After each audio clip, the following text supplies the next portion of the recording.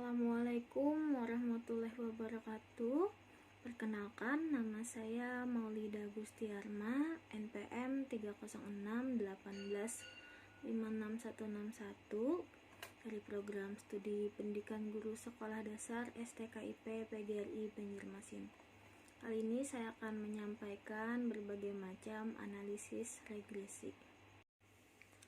Analisis regresi merupakan analisis ketergantungan dari satu atau lebih variabel bebas terhadap satu variabel terikat, dengan tujuan untuk menduga atau memprediksi nilai rata-rata populasi berdasarkan nilai-nilai variabel bebasnya. Analisis regresi yang digunakan untuk memprediksi satu variabel terikat berdasarkan pada satu variabel bebas disebut dengan analisis regresi sederhana. Sedangkan analisis regresi yang digunakan untuk memprediksi satu variabel terikat berdasarkan satu atau lebih variabel bebas disebut dengan analisis regresi berganda. Selain itu, regresi juga dapat untuk mengukur kekuatan hubungan antara dua variabel atau lebih. Analisis regresi juga digunakan untuk menunjukkan arah hubungan antara variabel bebas dengan variabel terikat. Kita masuk ke bagian yang pertama, yaitu adalah regresi linear sederhana. Regresi linear sederhana adalah model persamaan yang menggambarkan hubungan satu variabel bebas atau prediktor X dengan satu variabel tak bebas atau respon Y. Persamaan regresi linear sederhana ditunjukkan dengan rumus Y topi sama dengan A plus BX. Besarnya konstanta A dan B dapat ditentukan menggunakan persamaan sebagai berikut.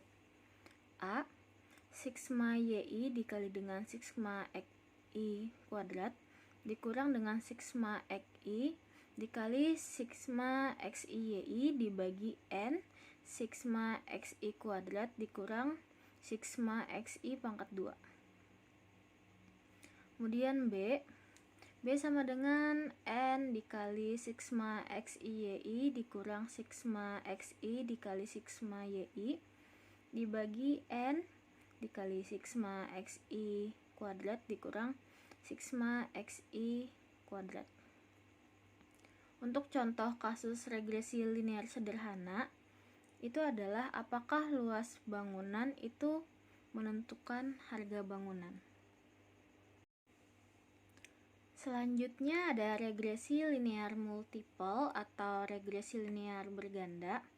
Nah, regresi linear berganda adalah model regresi linear dengan melibatkan lebih dari satu variabel bebas atau prediktor. Dalam bahasa Inggris, istilah ini disebut dengan multiple linear regression. Persamaan regresi linear multiple itu ditunjukkan dengan rumus Y sama dengan alpha ditambah beta 1 X1 ditambah beta 2 X2 ditambah beta N plus XN plus E. Untuk contoh kasus regresi linear multiple, ini ada apakah hubungan antara rasio keuangan PE dan ROI itu terhadap harga saham. Dan yang berikutnya adalah regresi nonlinear. Nah, apabila hubungan antara variabel terikat Y dan variabel bebas X itu bersifat nonlinear, artinya jika data asli XI dan YI dibuatkan scatter plot, tidak mengikuti garis lurus tetapi mengikuti suatu bentuk kurva tertentu seperti kurva eksponensial, maka analisis regresi yang cocok untuk menjelaskan hubungan antara X dan Y tersebut adalah analisis regresi nonlinear sederhana. Untuk regresi nonlinear ini terdiri dari beberapa jenis, yaitu ada model kuadratik, model parabola, model eksponensial, model parabola kubik, model hiperbola, model geometrik, dan model logistik.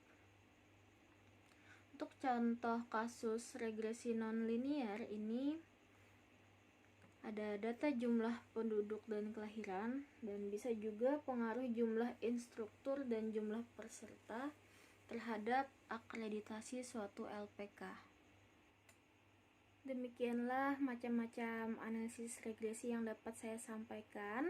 Terima kasih. Wassalamualaikum warahmatullahi wabarakatuh.